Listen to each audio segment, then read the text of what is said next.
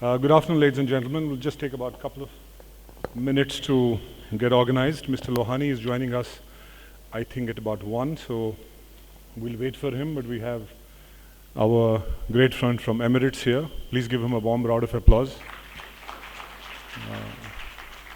There's always that we have to meet him at a conference. We don't get to meet over socially as well, but otherwise, this is my second time with him in last 1 week. So, okay, setting up the agenda, I was very impressed with Rahul Kanwal's slides and the deck he presented. So I think I'll give you a short overview of the aviation sector right now, and then we will go through our session with our friend from Emirates. So this slide basically is to not educate, but just basically reaffirm to the hotel and the travel industry that understanding aviation growth is going to be critical, especially from now on, because there's a lot happening in the sector. And the theme of this session is that we must collaborate decisively, so that I thought that it's good to present a few slides to you so that what's happening in the sector. Quickly taking a review of the traffic for the last 20 years of deregulation. This is what has happened in the last 15 years, 2004 to 2019, and we took pre-COVID because we are yet to be back to pre-COVID. So in the 15 years to FY19, the number of domestic passengers handled by Indian airports increased at a CAGR of about 15.4% to reach 275 million. It was 8.5 times higher than 2004. Obviously, the market growth has been interrupted on 3 occasions in this 15 years. FY9, fuel spike, where oil went 150, almost destroyed 2-3 airlines. There was a global financial crisis and supply side constraints. 2013, a very large airline with 80 aircrafts exited, created a vacuum.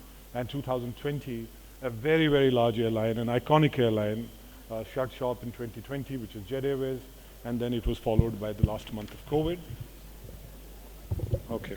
So it was followed by the last month of COVID, but still in these last 15 years, the traffic has grown 8.5 times. This is our favorite slide, and I thought I'll share it with you. We use it at many events and conferences. The number of annual domestic airline passengers in India added in the last decade, prior to the pandemic, was more than double the number added in the previous 60 years.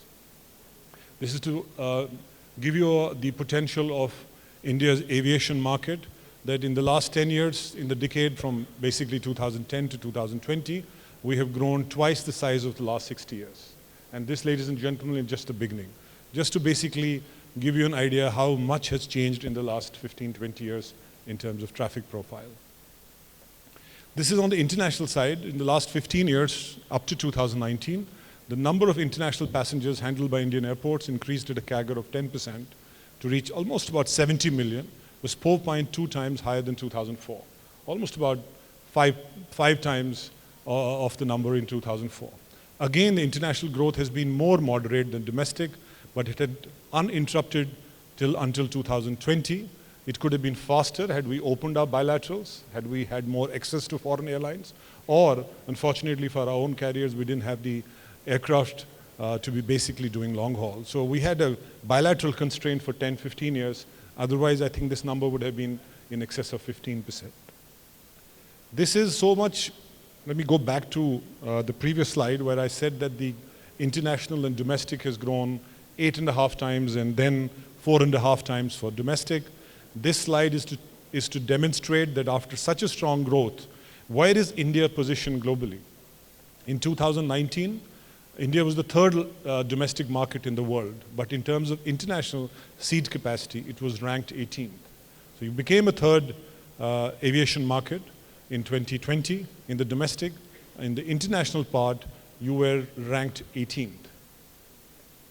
This is, as I said, the growth has been in the last 15 years very strong, but the penetration of air travel in India by far is the lowest among the largest 20 markets in the world. The long-term fundamentals for continued growth remain very strong. This is where domestic seats per capita in the 20 largest domestic markets worldwide, India is right at 0.13. This is in spite of the fact that we have grown our traffic 8.5 times in domestic and 4.5 times in international. Similarly, in terms of the international seats per capita, India remains well above other aviation markets. This is international seats per capita in the largest 20 markets in 2019. India just 0.06. So if you see this slide itself, you can primarily see what's the growth upside, just not for 2 decades, 3 decades. It's going to be for multi-decade growth as we move into the next cycle of growth starting from FY24.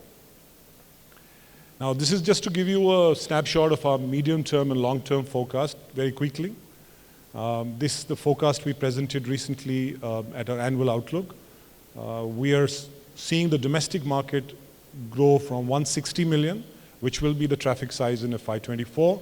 By FY30, the Indian domestic traffic would be 2.5 times than FY24 numbers. We will move from 160 million to about 350 million. That's the domestic traffic growth. If you see on the international side, which was about 58 million in 2023, expected to be 72 to 75 million at the end of the fiscal. By FY30, it's going to be about 160 million. Ladies and gentlemen, both domestic and international would grow at about 2.5 times. Again, a very important slide to show that the number of aircraft that the 2 top airlines are going to be adding. Just Air India and Indigo. Between them, they're going to be having 1,100 to 1,200 aircrafts. I do see Indigo at about 1,000 aircraft by FY35, though this slide is only up to FY30. These 2 top airlines only itself will be about 1,100 to 1,200. This is the scale of and the complexity of the Indian aviation industry will increase multifold in the next 20 years, by which it will almost be comparable to the scale of United States, to the US aviation market. This gives you a slide as to where India would be in FY next 20 years. We are going to be more or less seeing ourselves closer to what United States is right now. We have put these numbers and made it indicative for strategic reasons because we work for clients, so we can't share the exact numbers. But 2023, 684 planes, you could be roughly about 4,000 planes in 2043. Number of pilots will be from 8,500 to about 60,000. Technical staff, airline, traffic in millions, 196 growing up to almost 1.2 billion. So in next 20 years, you could see the traffic growing almost roughly 6 times in the next 20 years. So you could be what US aviation is right now and still have growth going forward. And this is the last conclusion slide, and the theme of the topic is collaboration with the travel industry. So I'm putting some thoughts here that we are at a critical inflection point. What happens in the next 2-3 years will define the long-term direction of the industry. The drivers for long-term stability are in place. For the first time, we have 2-3 strong, well-capitalized airlines with long-term approach and strategic determination to become a world-class players. Both Air India and Indigo want to be reckoned as a global players in the next 5 to 7 years. The growth will reorient, which is primarily domestic, will move between balance between domestic and international. This will be almost a reinvention of the India's long-haul and ultra-long-haul markets. The markets where you would like your customers to come in, the travel industry would like more inbound tourists, more corporate tourists from Europe and United States. The long-haul and the ultra-long-haul will be redesigned, reinvented completely. We expect over a period of time, 2-3 strong airport gateways to emerge, eventually leading to hubs. You would see Delhi Airport, which is about 70 million plus, at going about 100, 120, and Bangalore, Bombay, these will be gateways first and emerging as hubs. And the entire ecosystem is to support it, which is government, regulation, policy, infrastructure on ground if we have to achieve this objective. However, the short term and the medium term will be challenging because we have moved from a demand risk in COVID to a supply side risk now, because we have almost 100, 150 aircrafts grounded. So the supply side risks, and there are non-supply side risks as well, which will make the near term and medium term very challenging. We have to navigate these next 2-3 years to reach where we could be in 2040. Lastly, the collaboration between airlines, travel, hotel industry must be well planned and driven by their respective leadership. For the first time in India, we have a long-haul and ultra-long-haul connectivity led by Air India, because we didn't have long-haul and ultra-long-haul tourism to the level that we want. because we didn't have third, fourth freedom carriers. Airlines like Emirates didn't have bilaterals for 10 years. Now with Air India leading long haul to ultra long haul, you will see a paradigm shift, something which will be unrecognizable as we speak. And Indigo will build in the short and medium term, the short haul and medium haul capacity. That means both long haul, ultra long haul, short and medium haul capacity will be driven by these two airlines, almost changing the paradigm for aviation, travel, tourism industry completely. I would request the industry here that to take advantage of this change, there must be a recognition and understanding what's happening in the aviation sector, so that whilst you're planning your long-term, short-term and long-term plans, whether it's tour operators, whether it's hotel industry, whether it's travel industry, we are going through a very paradigm shift. Understanding this paradigm shift is critical to take advantage of that. When we talk about collaboration between travel, hotel, airports, tourism industry, frankly, there is no better person to speak about that is Emirates. An airline which is moving from a world-class network, full-service carrier to a lifestyle airline, changing the rules of the game completely. But if there is a case study for a collaboration, it is Dubai and Singapore. And Dubai collaboration between across the industry is very decisive. Let's hear from him that what's the model, how can India learn from what Dubai is doing? Even if we don't get to the scale that you have achieved in terms of collaboration, what can the industry learn from the growth that's happening, and what is the collaborative framework that you would suggest to them? Thank you, Kapil, and you rightly said we're meeting more in panels than we should be meeting in lunch or dinner maybe. I think the numbers you've showed in your presentations are excellent and amazing, and you see the amount of the growth and the potential India has, and I think it's already materializing, and we can see that also in our numbers and our data. Speaking of collaboration, yes, Dubai can be a good example. Dubai Airport, and we've seen also in the numbers, UAE is #1 globally in international traffic. And that doesn't happen just by coincidence. Of course, there's a huge collaboration happening in the background. Dubai government they always think like a startup, and how they manage all the stakeholders. Like, for example, in the airport, it's not only the airport by itself, it's not only the airline by itself, it's not the immigration, security. They all work in sync together. Whenever they plan something, they're all sitting in one table and they have one direction to work out things. Recently, we started those like contactless travel. So from the whole process, from your checking in, no boarding pass, everything on your mobile.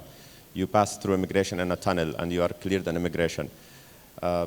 Security nowadays, you don't have to remove anything. You just keep even your laptop, you don't have to remove it. You just put it there and you seamlessly walk through all the way to your aircraft, and even boarding, lounge access, it's all on face recognition. So that's how the best part of it, and Dubai can, like Kapil mentioned rightly, is a role model in that. Tell me, how is the industry aware what Emirates is going, and they piggyback on that growth? Hotels come, across categories of hotel comes after Fly Dubai has come in. You see mid-market hotels, a lot of budget hotels come up. The hotel industry, the restaurant industry is going through a paradigm shift as you grow. Not only you grow in what you're receiving as a destination. How does this model work? Is there a super anchor somewhere at the government which basically integrates this all together? Because we don't see that kind of a collaboration. Okay. For us, of course, we work hand in hand with the hotel, because we are a lifestyle brand more than an airline. Of course, our customers, whoever fly with us in different classes, first, business, premium economy, which we recently introduced in India, or economy, they cater for all the kind of hotels, from 5 stars, 4 stars, 3 stars. And Emirates usually is part of the ecosystem. Wherever we fly or wherever we invest, it's part of the ecosystem, and we work closely with hotels, whether it's promotions, whether it's for our own procurement and our crew and pilots where they stay. And Dubai also showed a good example on that, being also not only in airlines but also in room nights. And just one fact to mention, Indians are still #1 visitors in Dubai. Year after year, Indians are the most, can consider tourists or also business traveler into Dubai. So yeah, in terms of hospitality, we are very much, probably we copy from hotel or hotels copy from us, what we do on board, being a shower spa for the first class, or on-board lounge for the business class, and the amenity kits, what we offer for our customers. It's also part of this hospitality. Talking to some of your colleagues recently, they said that Dubai wants to give one experience to people who come into Dubai and who leave Dubai. And everybody in the value chain understands his roles and responsibilities to give that experience. Could you define that for me? It's very interesting when I heard that. Can you I mean, there's one Dubai experience across all the touch points, whether it's airports, airlines, hotels, travel industry, restaurants. There's a one unified experience to the customer. How does it happen? Okay, so maybe that's what we mentioned at the beginning, how we work in sync, how Dubai work, all stakeholders work in sync. Dubai is very focused. They're going in one direction. They want to be the best destination in the world, which is already voted the best destination in the world. And nowadays, our focus is to get repeat customers. Dubai in the past, maybe you visit once, but now it's more of a repeat customers. And I don't have the figures on top of my head, but that's the focus. And how they deliver for all sectors, all segments, from corporate travelers, from weddings, VFR. And yeah, it's been a good story. Tell us, what's your view on India growth? We just presented some numbers. Obviously, you're restricted. You can't participate in the growth because you're running above 90% load factors, which means that you're packed every day. Your yields are superb, and I believe that you are going to be making a 3 billion profit this year. How do you see this market, its growth potential, and how much worrying is it that you're not participating in this growth? Okay, so yeah, nothing like it if the bilaterals open up and we can operate more and spread our products and services in India. That would be amazing. And we continue to work closely with our friends in the civil aviation authorities, and we're optimistic it's going to open up at some time. Nevertheless, these restrictions makes us think smarter and do things differently. For example, last year in Bangalore, we used to operate 24 flights every week. We reduced them to 21 and upgraded one of them to Airbus A380. So that makes us more efficient in using our seat allocation. Likewise, yesterday we launched the premium economy, both in Bangalore and in Bombay on our Airbus A380, and that will reduce the number of seats which we're utilizing, but offering a better service, a more premium service for our customers. So yeah, we're becoming more of a luxury because we're limited with the seats. Is there a market access strategy which works working with code shares with Indian carriers? We heard there was this code share planned with Air India, so it's an indirect market access. Is there something that you can share? So nothing at the moment. Globally, we have 27 code share partners, 100 plus interline partners, and including India, we have with almost all the Indian carriers an interline partnership, it works very well. We fly to 9 points in India, and our interline partners, the local Indian interline partners, we feed them customers, they feed us customers. So yeah, nothing at the moment, but we are optimistic things will change in the future. Tell me, when you get restricted like this, have you changed segments of travel changing?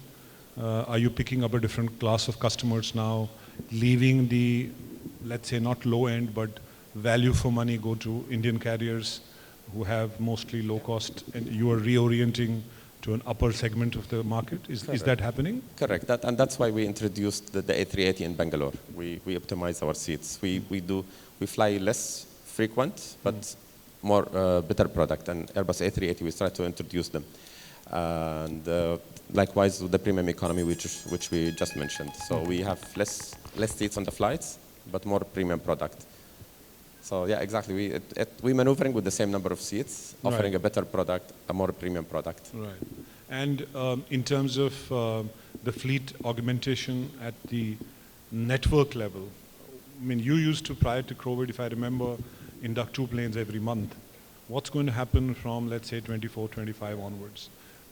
So something we're planning now is the introduction of Airbus 350s next year, around July, August next year, and probably India will be on the map for operating the new Airbus 350s coming next year. The 350s have about 300 seats, and it will fit perfectly. It's slightly smaller than the 777, so we can also again juggle around with our bilateral seats allocation and try to serve India in a better way.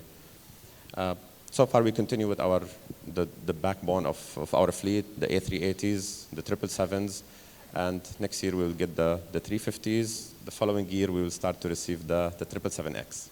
And what does the Indian consumer, some of them are here in the audience, what do they look forward next year? Are you introducing any new products, new services, more additions in the loyalty program? Because all of them, I think, would be flying Emirates multiple times.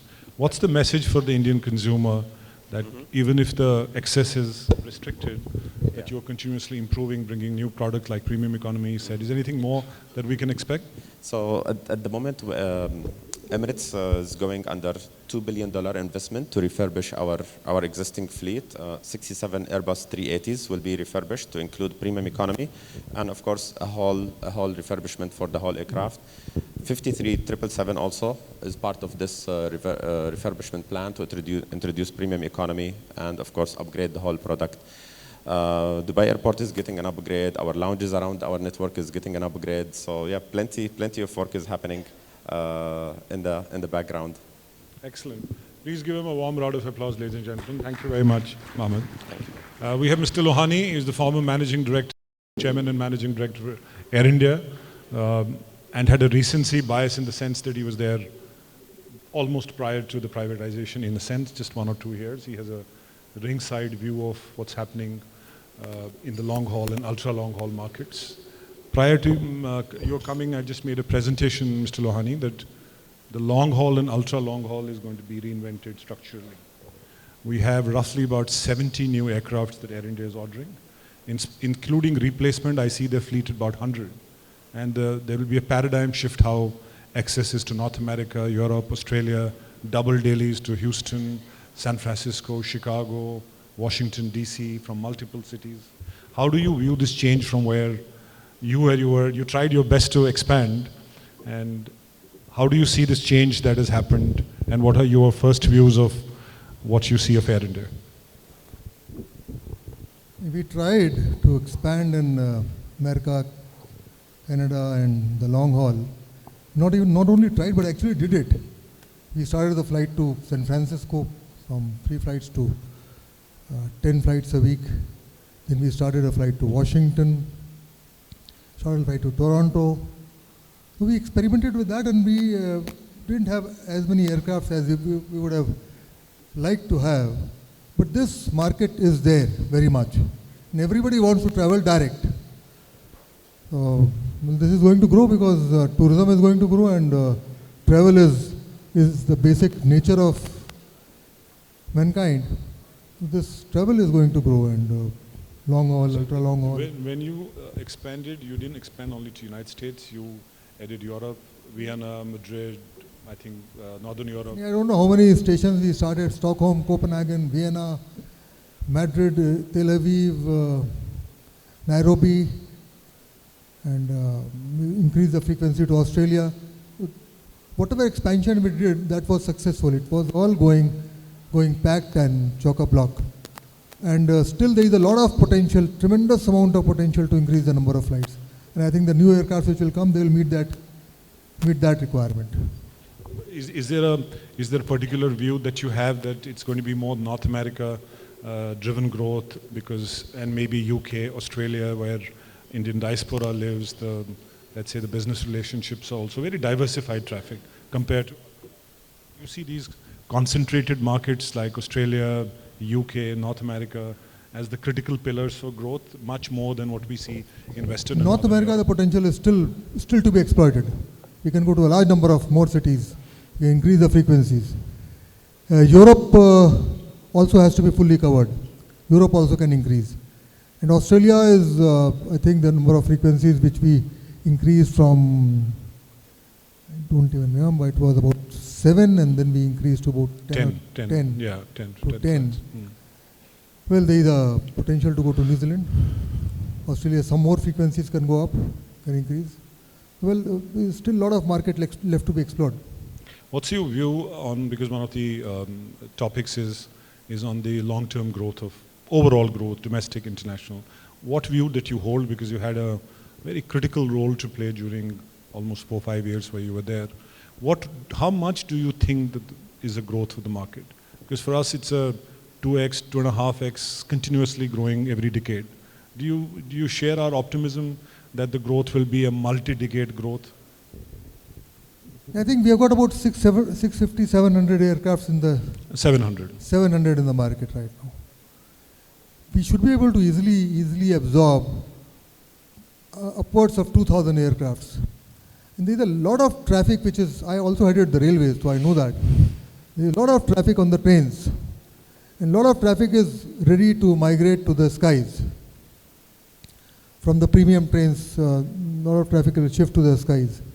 So this growth is at least 3 or 4 times in the next 10, 15 years. 10, 15 years maximum. Is there anything that on the regulatory side and policy side that you would like to see if we have to build hubs? What do you think India needs to do if we have to move towards building at least gateways first and hubs later? See, I remember I was in the Ministry of Tourism in the late 90s. And that time we were struggling with the 2 million mark.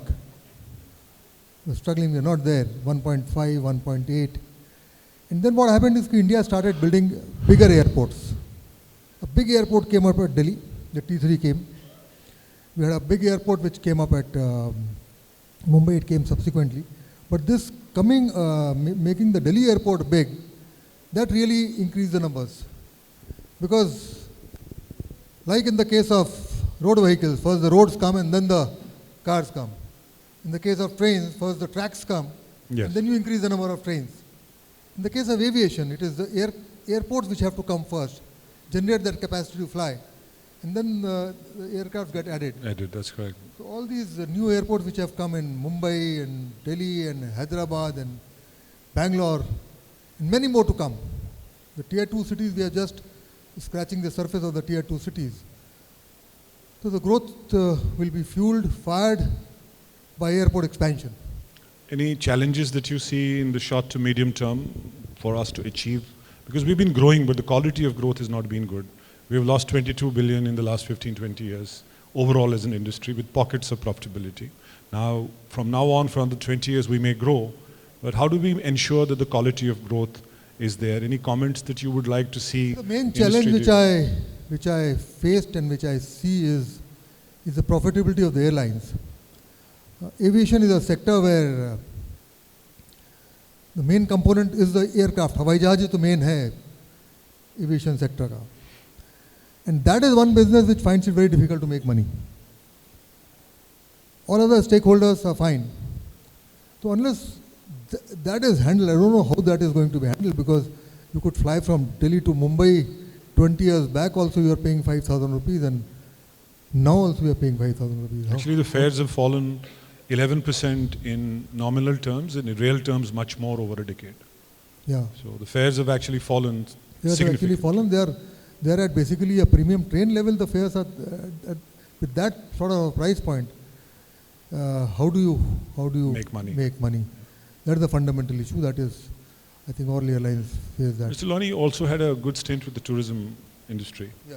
Could you tell me one of the topics, and we have many friends from hotel and airline travel industry, and the theme is about collaboration, a very decisive collaboration as we get to the next scale of growth, which I believe is going to be game changing. How does everybody benefit? What does the industry need to do benefit? What does the hotel industry need to do? What does the travel industry need to do? What's that inclusive framework that we need to develop, and who should lead it? See, I joined the Ministry of Tourism in 1998, and I took over as the chairman of Air India, not Air India, ITDC in 2001, 2002 I was there. Now, we could define the problems of tourism in just 5 words. We coined those 5 words that time, 5S it was called. Suchna, information about tourism. Suvidha, facilitating tourism to happen. Sanrachna, the infrastructure, the connectivity. Sahyog, cooperation between various stakeholders. And Suraksha, the safety of the tourists. We coined those 5 S of tourism and we took that forward. But tourism is basically fired, number 1, by connectivity. You have to have good connectivity. Now the roads have improved. I remember when I headed Madhya Pradesh tourism, the fundamental problem which we faced was extremely, extremely bad roads. We identified some 21 roads and then we worked on that. Second is the place to stay. Even now India has got only about 100,000 rooms in the organized sector, in the 1-star, 2-star, 3-star, 4-star, 5-star, 6-star, these categories. We have about 100,000 rooms, which is much lesser than what even a small country has. The number of rooms have to go up. The tourist destinations, I am a very, very strong believer that if you improve the signages, you improve the interpretation of the tourist sites, then tourism can also take a good growth. So that the tourist places have to be made better. The interpretation has to be there. Like we plastered the state of Madhya Pradesh with signages on every single road. Right. Every single tourist destination the interpretation boards were there. So these 3 things, the places to stay, signages and interpretation, and connectivity, providing proper connectivity. Through trains, through roads is most vital, and obviously airlines. I remember a few years back, a hotel chain in Mauritius had asked us to help them. They were setting up a 5-star hotel there, and they were all interested to know what is the excess going to be over the next 5-10 years. They wanted to know what's the supply, how much air capacity is going to come, are there any structural barriers to that air capacity. And what came out during that time was how intrinsically involved the connectivity is for infrastructure to be built. And the example that you gave is perfectly in line with... I'll give you an example of one tourist place that is called Khajuraho. It is a great place. Heritage-wise, it's unbeatable. But the number of tourists who go to Khajuraho is very less. That is basically because of connectivity-related issues. Once you have a 4-lane highway, at least a 4-lane highway between Jhansi and Khajuraho, the tourism will really shoot up. We have more flights to Khajuraho. Tourism will shoot up. That place is not doing really well because of connectivity-related issues. I think we'll close with 1 or 2 concluding remarks, and in case our panelists have to add more. Rahul Kanwal showed one slide, and I don't think some of you possibly understood it. There was a growth in foreign tourist arrivals from 2000 to 2011. It was almost 2.5 times from 2010 to 2020, which means in real terms, what we grew from 2000 to 2010, compared to 2010 to 2020, the numbers have significantly fallen. Go deeper and understand how much of pure leisure is there. It's not more than 3 million, 3.5 million inbound, and we have recently done some work. Overall, looks about 10, 11 million, the real numbers are not there. One of the things that could change that, and this is my last comment to everybody, that Indian carriers didn't have the wherewithal to fly. They were all domestic, they were undercapitalized, lost a lot of money. This is the first time you have one carrier has raised 37,000 crore to fund its fleet, that's Air India. Invested under a couple of $1 billion. They can invest for a long term. And you would see over the next 5-7 years, direct double daily connectivity to most of the major points. Now it's up to the industry here to say, what does it mean for me? What does it mean for my industry? What capacity do that need to augment? What customers are they going to bring? How do I change my product and services? But the first time in India, you will have a connectivity that will build your long haul and ultra long haul traffic direct to India, led by Indian carriers. And my belief is a third, fourth freedom carrier builds traffic, builds tourism. And if you study India's growth patterns, we don't have a short haul tourism to medium haul tourism. We're long haul and ultra long haul dependent. You have a carrier in Indigo, which is 1,000 planes, has just over the last 6 months, added about 10, 12 destinations. So you will see short haul and long haul being built up, and build up in a very strong manner. And Air India is going to build long haul and ultra long haul. So all the segments, short, medium, long, ultra long haul, you will have Indian carriers-led growth, bringing customers, collaborating with you. My only request to all of you is kindly understand the change, interpret the change for your own businesses, and see where the collaboration works, because we are going to go through a game-changing paradigm, and all of us must take advantage of it. Ladies and gentlemen, give them a warm round of applause. Thank you very much.